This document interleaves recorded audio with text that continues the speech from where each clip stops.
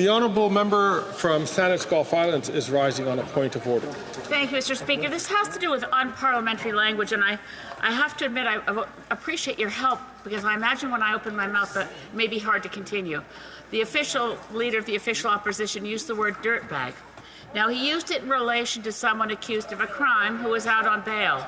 I think we all need to watch our language carefully and think of the case of Umar Zamir, who was accused of homicide in the death of a police officer, only to find after examination that the man was accused wrongfully. Being out on bail does not mean someone has done something wrong. It means a judge has assessed that those conditions allow them to... Mr. Speaker, I'm going to allow the honourable member to continue.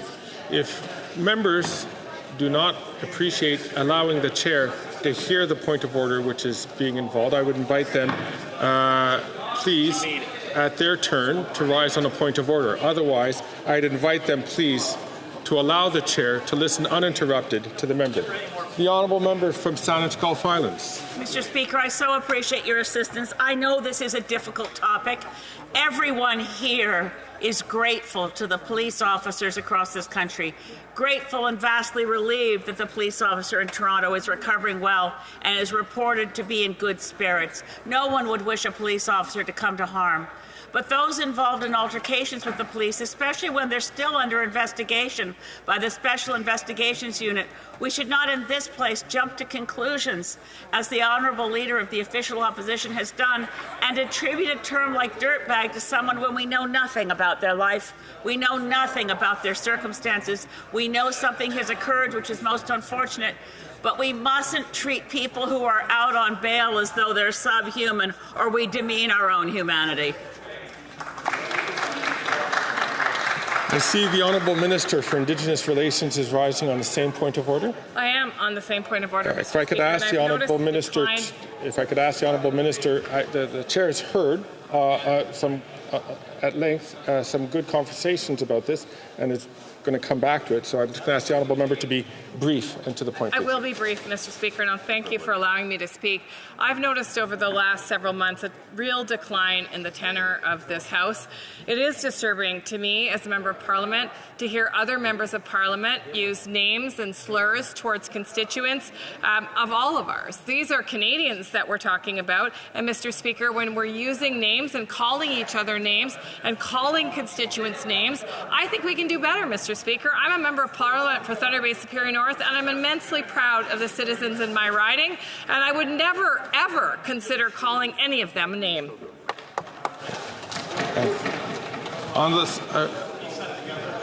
I see that the honourable member from Calgary Nose Hill is rising on the same point of order. I think there's many of us here. May I just ask, is it on the same point of order? Yes, brief. Great. If I could ask the honourable member, because the chair has heard a fair bit of comment, and I know that members have important work to continue, so I'll ask the honourable member, just like I asked the honourable minister, to be brief and to the point. I'd just like to put on the record that I am very comfortable calling a cop killer a dirtbag. Thank you.